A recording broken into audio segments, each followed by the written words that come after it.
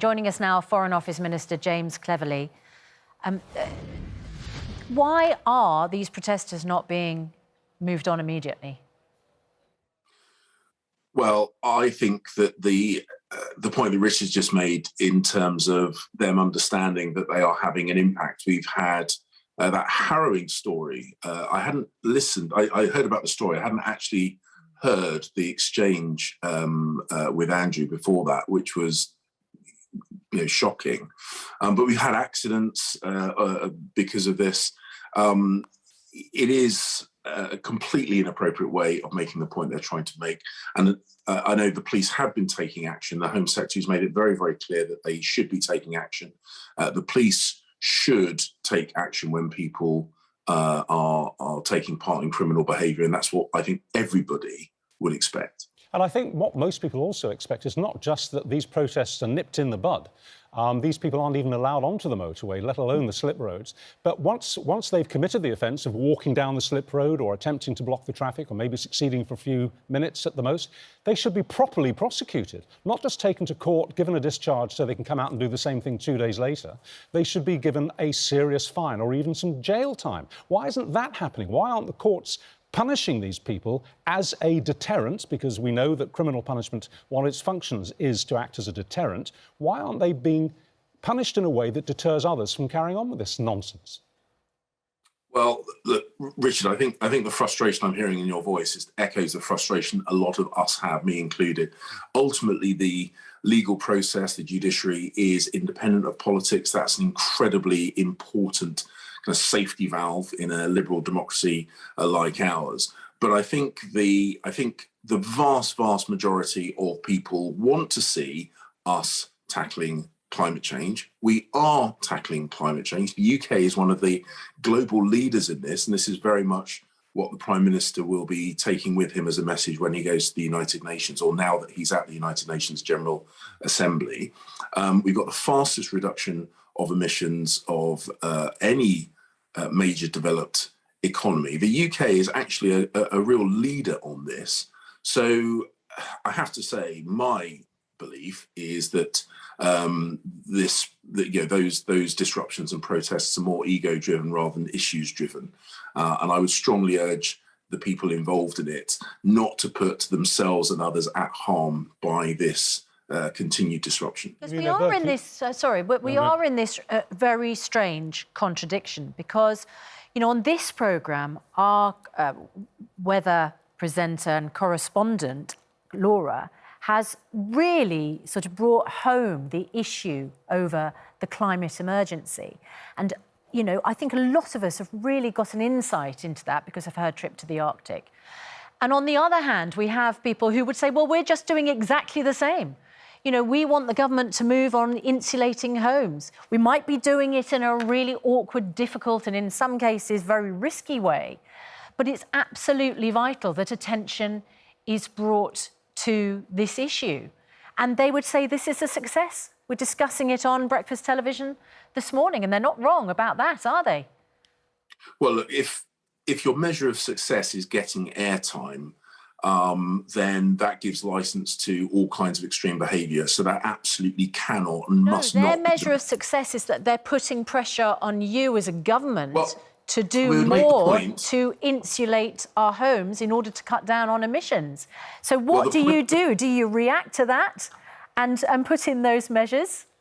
I mean, that's they're a day logical late and a dollar answer, short.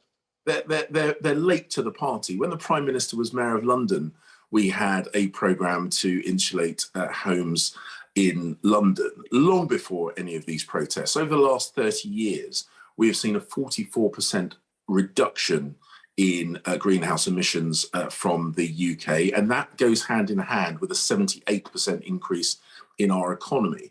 So we are absolutely at the forefront of this, and the UK is in fact showing the world how a major economic success story like the UK can do so whilst also greening our energy production and protecting the environment. So these protesters are, waking up at lunchtime and claiming credit for the sunrise. The simple fact is the UK is already pushing the world to do more. And we are walking the walk as well as talking the talk. And these protesters are adding nothing to that discussion. Now, Mr. Cleverly, you mentioned the Prime Minister in America. He's going to Washington. He's in New York today. He's going to Washington tomorrow. He's going to have his first meeting in America with the new US president. And can we just put something to you that we've been discussing on and off through the show today? I mean, we know, because of the leaked reports, that somebody in Cabinet described Mr. Biden as being doolally. And that leaked to the White House, and they were not pleased about it. But these things happen, so, you know, that's the rough and tumble of politics. But are you concerned about the mental state of the American president? And is Mr. Johnson concerned? These incredibly frequent memory lapses, which seem to just come one after the other. Is there concern about his cognitive abilities? Well, I think one of the dangers that you get is when you have someone in a high-profile position like the President of the United States of America, who is making speeches multiple times on a daily basis, that people can selectively clip bits of footage and imply something. Right. The simple fact of the matter is the United States of America are a close and important partner.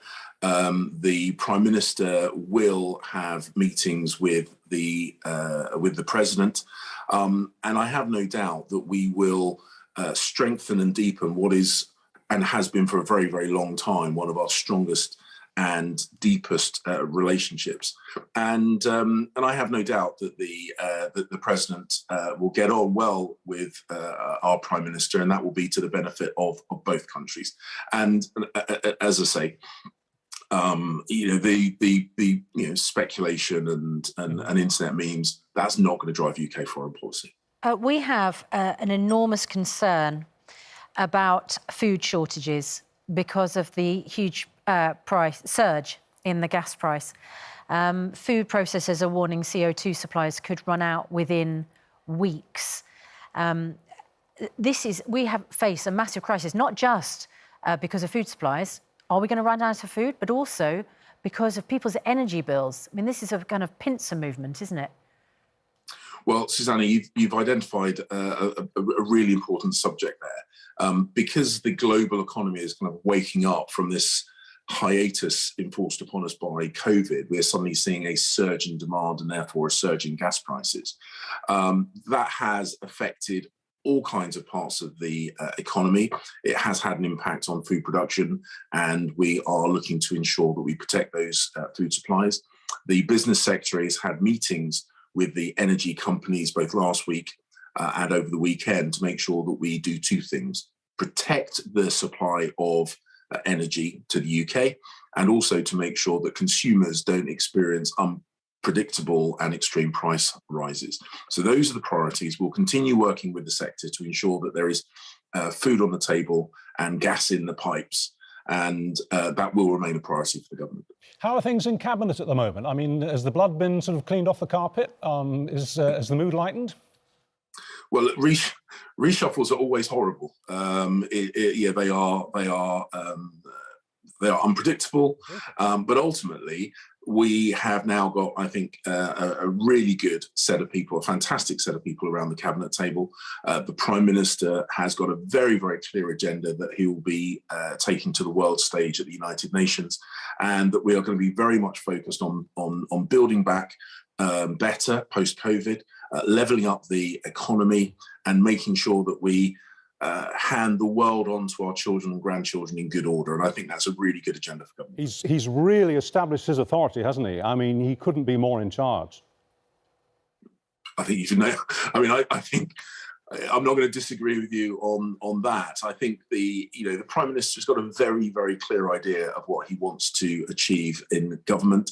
Obviously, the COVID situation has provided a challenge beyond any of our expectations, and nevertheless we are still focused very much on levelling up, getting that economic activity around the whole of the UK and the whole of England, as well as the decarbonising of our economy over time, and making sure that global Britain remains a very serious player on the world stage. Okay.